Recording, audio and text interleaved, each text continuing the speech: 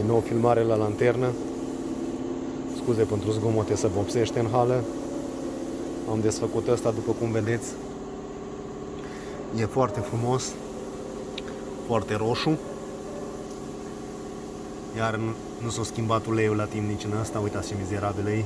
Am frecat la capacul ăla, cred că de vreo 2 ceasuri, ca să-l curăț, cu fost efectiv ulei întărit în el. Și așa e și aici, uitați cât e de arsăl acolo.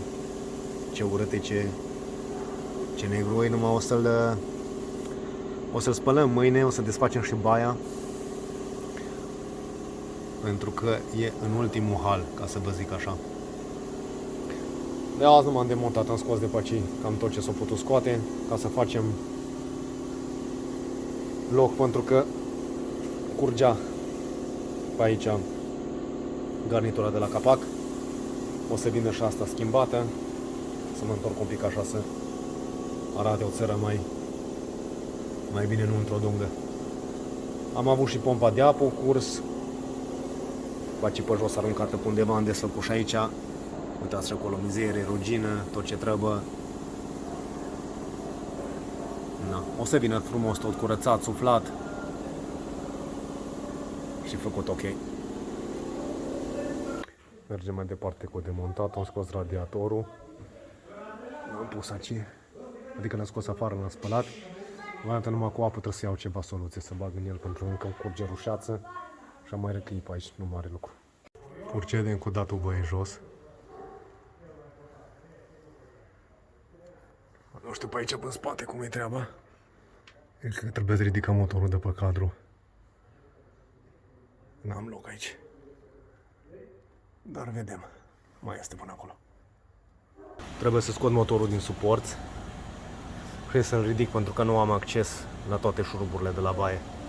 Și aici, pe partea altă, nu știu exact unde e, trebuie să mă uit. Pe aici, pe sub astea. Așa arată baia. Are niște mizerie, n-am ce zice, dar e mult mai bine decât ne-am așteptat. Și cam așa arată motorul în el.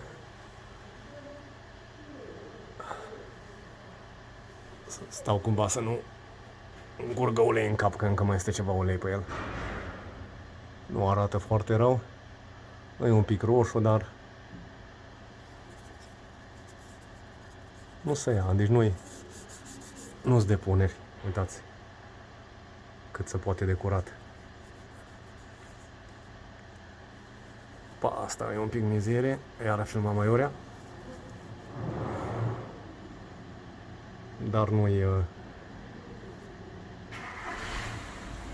nimic wow. Scuze, tot mi-e greu să filmez și să și gândesc. E mult mai bine decât mă așteptam, sincer. E ulei mizerabil, dar nu-i marmeladă cum credeam că e. Numai trebuie să-și dea Marius cu părerea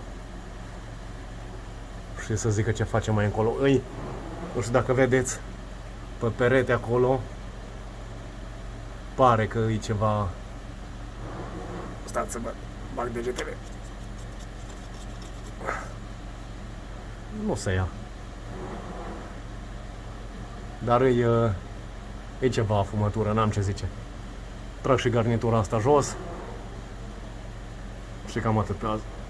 Curățat baia, dat în soluție antirugină, pentru că unde nu a fost murdară cu ulei ruginit. Și am mai curățat niște fiare pe aici, să nu mai fie chiar mizerie groaznică pe ele. Cam așa arată baia după vopsire. Are chitioară cu peria, soluție antirugină și dat cu niște piese. Da, să știți că asta mai bun. Da, cred că vă 5 sau 6 mâini pe el. Pe ea, adică că e baie. Dar nu, e acceptabil, ce să zic. Deci au fost niște pete și uitați cum au ieșit toate.